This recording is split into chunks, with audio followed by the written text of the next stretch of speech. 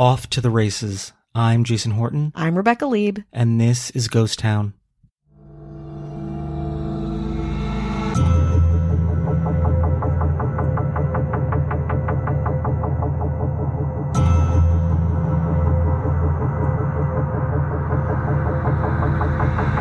I love horses.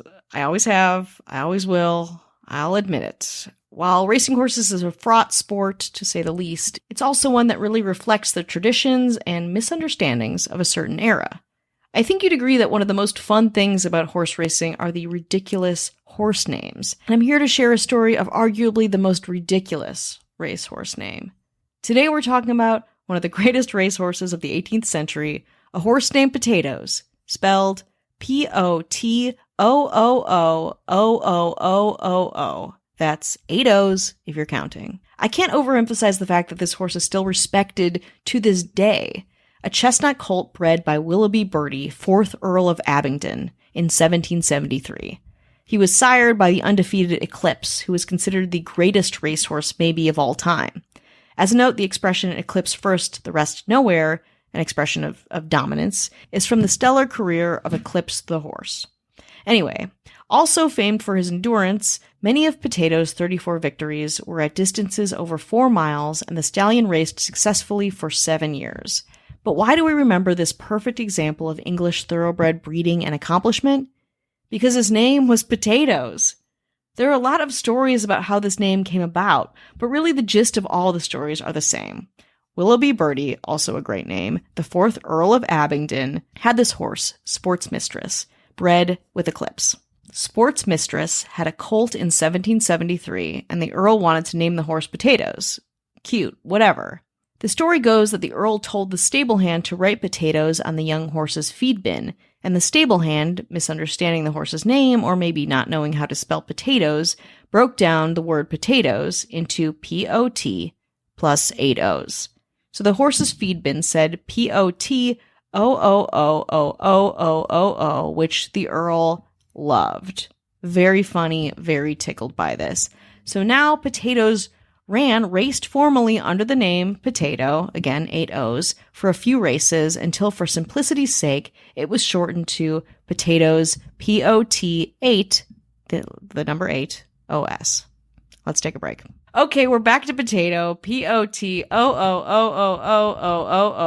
who raced successfully from 1776 to 1783, accumulating 28 to 34 wins, depending on who you ask. Of course, it's easy to be like, the story isn't real. It's too stupid. And yes, it is stupid, but it's also very real.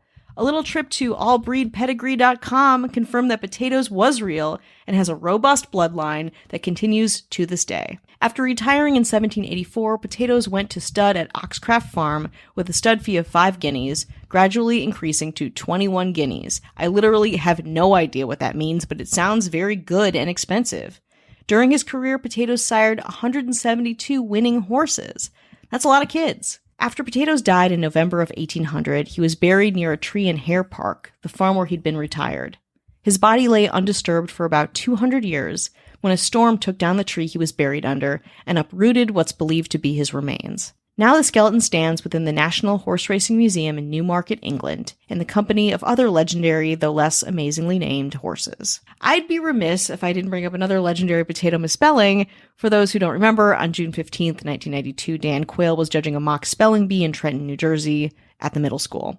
In a room filled with press, Quayle called the 12-year-old William Figueroa to the board and asked him to spell potato. Figueroa, confident, correctly spelled potato, erased the word, and went to sit down. He thought he had it in the bag, of course. But then Quayle stopped him, saying, "Hold on now, add a little to the end there." Confused, William added an E to the end of the word and then quickly erased it, which again, what he does after you spell the word. He then sat in his seat as a room full of adult humans applauded the incorrect spelling of potato. It wasn't until a reporter came up to Figueroa later that the 12-year-old realized that he was right in the spelling of potato all along. I remember this being an absolute bloodbath for VP Dan Quayle. He was labeled an idiot, and honestly, he probably never lived it down. Quote, "It was more than a gaffe," Quayle later wrote in his memoirs. "It was a defining moment of the worst imaginable kind. I can't overstate how discouraging and exasperating this whole event was. But hey, I concede, I think we can officially say that potato may be historically a tricky word to spell.